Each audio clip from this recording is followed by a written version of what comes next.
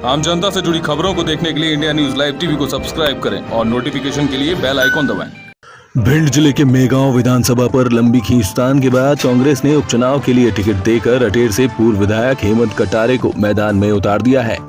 Ticket मिलने के बाद मेगांव में प्रथम आगमन पर हेमंत कटारे ने 1000 वाहनों के काफिले की धमक के साथ अपना शक्ति प्रदर्शन किया। वहीं कार्यकर्ताओं से मुलाकात के लिए सभा भी आयोजित की गई, जिसमें करीब हजारों कार्यकर्ता और समर्थकों की भीड़ जुटी। यह शक्ति प्रदर्शन हेमंत कटारे ने तब किया जब बीजेपी के प्रदेश अध्यक्ष वी.डी. शर्मा और मध्य प्रदेश में तख्ता पलट कराने वाले राज्यसभा सांसद ज्योतिरादित्य सिंधिया भी मेगांव विधानसभा में ही थे। लेकिन हेमंत कटारे का शक्ति प्रदर्शन बीजेपी के कार्यक्रमों पर भारी नजर आया। इतना ही नहीं, जाते समय तो ज्योतिरादित्य सिंधिया की 5 गाड़ियों का काफिला हेमंत कटारे की करीब 1000 गाड़ियों के काफिले में फंस गया और जाम से बाहर निकलने के लिए सिंधिया को काफी समय लगा। इस दौरान हेमंत कटारे के समर्थक सिंधिया के सामने से गुजरते समय हेमंत कटारे जिंदाबाद के नारे लगाते रहे। कार्यकर्ता सभा में भी हेमंत के समर्थन में कई हस्तियां मौजूद रहीं, जिनमें मिर्ची बाबा और विशेष रूप से कांग्रेस के भांडेर विधानसभा प्रत्याशी फूल सिंह बरैया, गोहद के प्रत्याशी मेवाराम जाटव और हेमंत की माताजी मीरा कटारे भी शामिल होकर मंच पर मौजूद रहीं। अपने ही बयानों को लेकर सुर्खियों में रहे बरैया ने आज बहुत संभले हुए शब्दों में संबोधन दिया। उन्होंने कार्यकर्ताओं से अपील की कि इस बार अगर बीजेपी को जीतने से रोकना है तो किसी अन्य दल पर वोट नहीं करना है, सिर्फ कांग्रेस को ही वोट किया जाना चाहिए। जय हिंद। आपने कहा था जब किसान के लिए सड़कों पे उतरेंगे, लेकिन आप तो बल्लभ भवन में मंत्री बन के बैठे हुए हो। ये कैसी सड़क पे उतरने की बात हुई? ओपीएस भदौरिया जी जब जब मंच की बात आती है तो 2-3 बातें जरूर पूछते हैं। आपने सुने होंगे उनके भाषण। एक ओपीएस भदौरिया कहते हैं कि क्या किया यहाँ के 3 मंत्रियों ने, ये पूछते हैं कि नहीं? 3 मंत्रियों का जिक्र करते हैं, जिनमें से एक आदरणीय डॉक्टर साहब है, एक मेरे आदरणीय चाचा राघेश चौधरी जी हैं और एक मेरे स्वर्गीय पिताजी हैं। ये पूछते हैं क्या क्या किया। ओपीएस भैया, आपकी पूछने की हैसियत नहीं है। सत्यदेव कटारे को नाम था, जब आके सामने खड़ा हो जाता था तो बाली जैसी शक्ति थी, आधी ताकत खत्म हो जाती। बोलते ओपीएस भदौरिया तो वो 6 फुट का लंबू खड़ी होकर 3 फुट का होके पैरों में गिरता। वो नाम सत्यदेव कटारे है। आप उनसे मत पूछो, मैं बताता हूँ क्या क्या किया। दंदरौआ धाम, जब मैं पहली बार विधायक चुना गया अटेर से, दंदरौआ मेगांव में आता है और दंदरौआ की जो पूरी पहुंच मार्ग है, सीसी रोड बनी हुई है, वो मैंने अपनी खुद की विधायक निधि से अटेर ना देखे सबसे पहले दंदरौआ में दी। आप जाके पता कर लेना।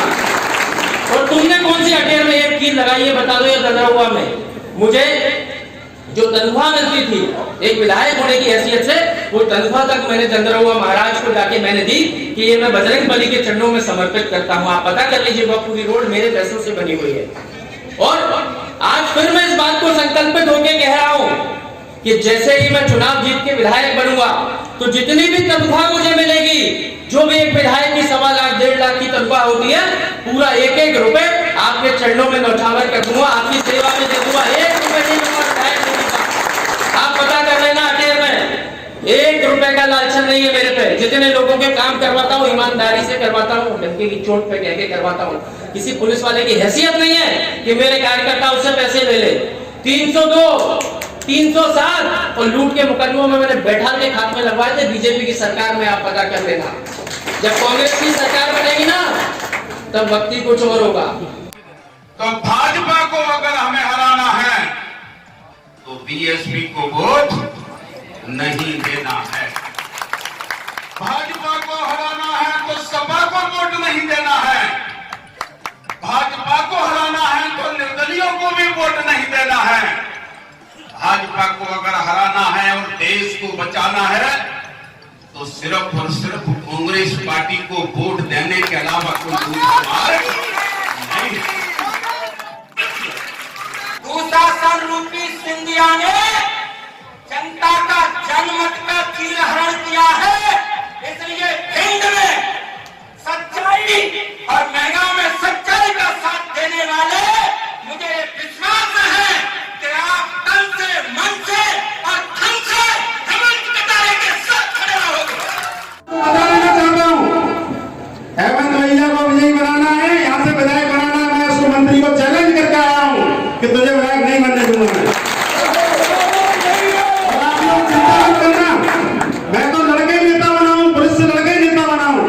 हेमंत भैया तो आपके बीच में रहेंगे ही, लेकिन आपका ये छोटा भाई, आपका बेटा आपके लिए हमेशा लड़ने को तैयार है। तो मैं मीडिया भी मेरे सामने खड़ी है, आप लोगों के माध्यम से कह देना चाहता हूं, ये पुलिस के जो भाजपा के एजेंट होने जो टीआई घूम रहे हैं, ये गोरनी का टीआई, ये मेगांव में टीआई, इनको मैं बता देना चाहता हूं, अगर आप आचार संहिता के धोखे में अगर किसी कार्यकर्ता के साथ अन्याय करने का प्रयास करोगे तो ये रात भदौरिया ईंट से ईंट बजा देगा, पुलिस की बिल्कुल पीछे नहीं हटेगा। कि जो सर्वे कहला जाता है वो और कुछ नहीं, मेहगांव की जनता की पुकार थी। मेहगांव की जनता ने दिल से इतनी जोर से पुकारा कि कमलनाथ जी के कान तक वो बात गई और स्वयं कमलनाथ जी ने मुझे यहाँ पर लड़ने के लिए भेजा जब मैं तैयार नहीं था, लेकिन उन्होंने बोला ये मेहगांव की जनता की इच्छा है और आज मैं आया हूँ और वास्तविकता में जो प्रेम मुझे मिला है इसके लिए मैं शब्दों में नहीं बयां कर सकता। और मैं भी वचनबद्ध होकर आया हूँ, जितनी अटेर की जनता की सेवा करिए उससे दुगनी सेवा मेहगांव की जनता की भी आजीवन करूंगा। आप अटेर से मेहगांव चुनाव लड़ने आए हैं, क्या बाहरी होने का कोई आपको नुकसान लगता है? नुकसान होगा? मैं ये मेहगांव का बेटा भी हूँ, मेहगांव का दामाद भी हूँ और मेहगांव की जनता की पुकार पे यहाँ पर आया हूँ। तो मेहगांव की जनता की ये आत्मीयता और ये प्रेम है, मैं समझता हूँ। और अभी आप आएंगे अंदर कार्यक्रम में, खुद आप मेहगांव वालों को देखेंगे कितने प्रेम से मुझे बुलाया। मुझे तो ऐसा लगता है कि मेरे पूज्य पिताजी का ये आशीर्वाद है और इन सब लोगों का प्यार है और ये अंदर ही बाहरी जो है बीजेपी के मुद्दे हैं। यही मैं आपको कहना चाह रहा हूँ, ऐसा ऐतिहासिक कार्यक्रम जब कोई सूचना नहीं थी, सिर्फ एक दिन पहले टिकट हुआ, एक दिन बाद में यहाँ पहुँच जाता हूँ, इसी को प्रेम कहते हैं। और ये मैं समझता हूँ मेरे पूज्य पिताजी और मेहगांव की जनता का जो लगाव है, जो आत्मा का संबंध है, वो आज भली भांति देखने को मिल रहा है। और आप देखिए हजारों की संख्या में लोग धूप में खड़े हुए हैं। इस प्रेम के लिए मैं क्या कहूँगा, सिर्फ जीवन भर आभारी व्यक्त करता रहूँगा और निश्चित रूप से मेहगांव की जनता की सेवा भी मैं आजीवन करूँगा, ऐसा मैं संकल्प लेके आया हूँ।